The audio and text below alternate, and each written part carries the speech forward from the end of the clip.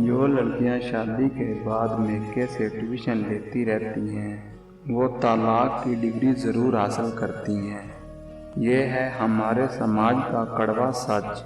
दामाद अच्छा है क्योंकि वो बेटी को खुश रखता है, और बेटा बूढ़ा है क्योंकि वो बहू का ख्याल करता है।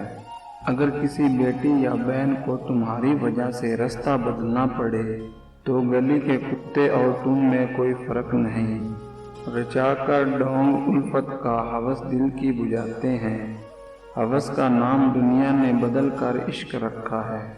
औरत जब नज़ाकत छोड़कर मजबूती थाम ले तो उस जैसा पत्थर कोई नहीं होता। औरत को हमेशा औरत के रूप में ही देखा गया और उसे कमज़ोर और डरपोक करार दिया गया। कभी औरत को माँ के रूप में भी देखना।